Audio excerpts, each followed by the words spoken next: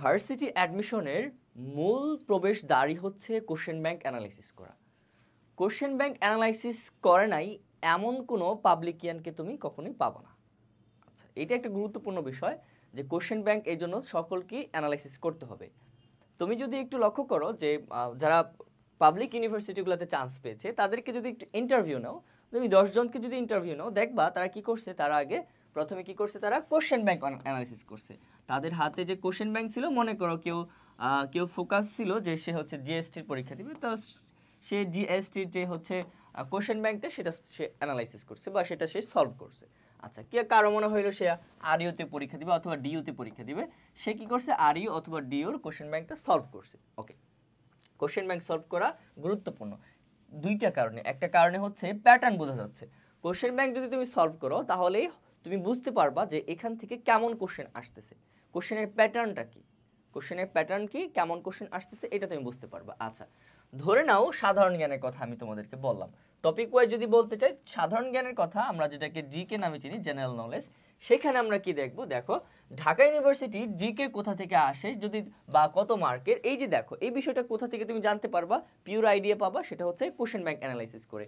Question bank যখন তুমি খুলবা তখন দেখো এই ঢাকা ইউনিভার্সিটির যে হচ্ছে জিকে সেটা কোন প্যাটার্নে আসে সেটা তুমি বুঝতে পারবা। তুমি যখনই কোশ্চেন ব্যাংক অ্যানালাইসিস করবা তুমি দেখবা যে বর্তমানে ঢাকা ইউনিভার্সিটির কোশ্চেন আসতেছে জিকে থেকে 30টা।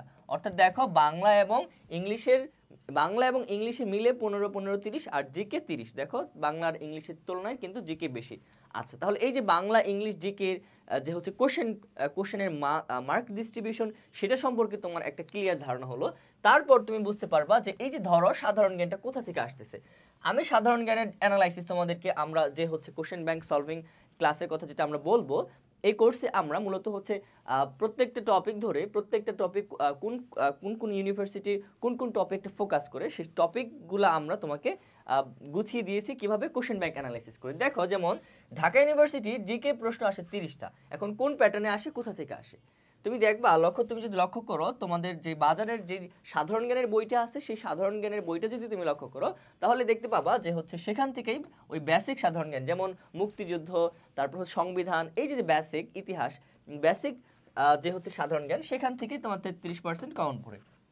আচ্ছা, আরেকটা ভাগে তুমি লক্ষ্য করবা যে তুমি যখন কোশ্চেন ব্যাংক সলভিং করবা, আরেকটা বিষয় লক্ষ্য করবা, সেটা হলো আমরা একাডেমিতে যেগুলো পড়ি, জিওগ্রাফি, ইকোনমিক্স, পৌরনীতি, তারপর হচ্ছে সমাজবিজ্ঞান, এই যে বিষয়গুলো আছে এই বিষয়গুলো থেকে কিন্তু প্রশ্ন হয়ে থাকে প্রায় 30%।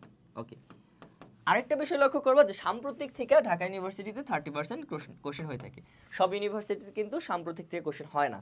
এই যে দেখো একটা প্যাটার্ন, তুমি যখন ঢাকা ইউনিভার্সিটি পরীক্ষা দিতে যাবা শুধু যদি বাজারের বইগুলো পড়ে বেসিক জিকেগুলো পড়ে যাও তাহলে কিন্তু তোমার কভার হবে না, বাদবাকি 66% মার্ক তোমার কিন্তু তোলাটা টাফ হয়ে যাবে। সুতরাং দেখো এই যে একটা প্যাটার্ন, সেই প্যাটার্ন উপলব্ধি করার জন্য, প্যাটার্ন বোঝার জন্য কিন্তু তোমাকে অবশ্যই কোশ্চেন ব্যাংক সলভ করতে হবে। একই কথা বাংলা এবং ইংলিশে। তো বাংলাটা আমি কোথা থেকে পড়বো সেটা আমি কিভাবে বুঝতে পারবো, বাংলা আমি কোথা থেকে পড়বো এটা বুঝতে পারবো কোশ্চেন ব্যাংক অ্যানালাইসিস করলে। যে সেখানে বাংলাকে তুমি যদি আবার পার্ট করো সেখানে কি কি আছে দেখো, সেখানে মেমোরাইজিং পার্ট আছে, সেখানে গ্রামার পার্ট আছে, এবং সেখানে কি পার্ট দেখতে পাবো আমরা, সেখানে হচ্ছে সাহিত্য পার্ট আছে, সাহিত্য পার্ট আছে। এখন সাহিত্য পার্টটা দেখা গেছে এইচএসসি তে ব্যাকআপ দিচ্ছে আমাকে, এবং কত পার্সেন্ট এটাকে আমি কতটুকু গুরুত্ব দিব কিভাবে বুঝবো, কোশ্চেন ব্যাংক অ্যানালাইসিস করে।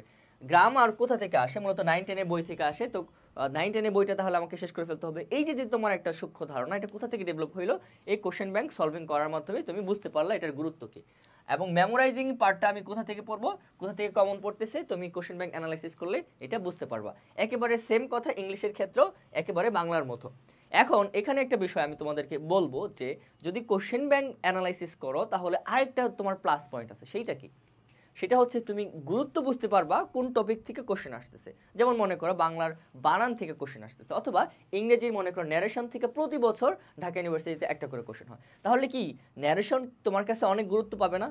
যদি অন্য কেউ তোমাকে বলে দিত যে ন্যারেশন পড়ো, ন্যারেশন থেকে কোশ্চেন আসবে, তাহলে তোমার কাছে সেটা ভালো লাগতো না। কিন্তু তুমি যদি নিজে কোশ্চেন ব্যাংক সলভ করো তাহলে কিন্তু তোমার ওই ন্যারেশনের প্রতি কিন্তু তোমার একটা আকর্ষণ থাকবে। ওকে, নেক্সট আরেকটা কথা দেখো, কোশ্চেন ব্যাংক সলভিং করতে গিয়ে আমরা আরেকটা বিষয় লক্ষ্য করব, সেটা হলো দেখো এই যে সাধারণ জ্ঞানের কথা বলি বা বাংলা বা আমরা বাংলা অথবা ইংরেজির কথা বলি, এদের রেঞ্জ কিন্তু অনেক বিশাল, কিন্তু এদের রেঞ্জটা তুমি ছোট করে নিয়ে আসতে পারো। যে যেমন সাধারণ জ্ঞানের প্রায় 200 টপিক আছে, 200 প্লাস টপিক আছে। এখন আমি কি 200 প্লাস টপিক পড়ে তারপর হচ্ছে আমি হচ্ছে অ্যাডমিশনে বসবো?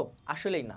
তোমাকে এই দেখো, এই 200 টপিক থেকে তুমি কি করবা, কোশ্চেন অ্যানালাইসিস করার মাধ্যমে তুমি মাত্র 30 থেকে 40টা টপিক যদি অ্যানালাইসিস করে সেই 30 থেকে 40টা টপিক যদি পড়তে পারো, তাহলে আর তোমার হচ্ছে তোমার যে হচ্ছে পাস, সেটা কিন্তু কেউ ঠেকাতে পারবে না।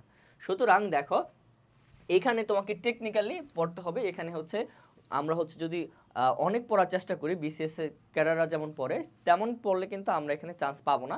কারণ সে বিসিএস ক্যাডারদের যে কোশ্চেন, সেটার চাইতেও কিন্তু ঢাবির কোশ্চেন স্ট্যান্ডার্ড এবং এটা আরও কি কঠিন।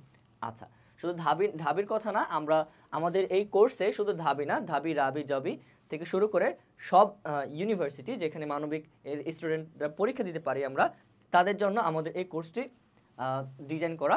তো সকলের জন্য শুভকামনা। আসসালামু আলাইকুম।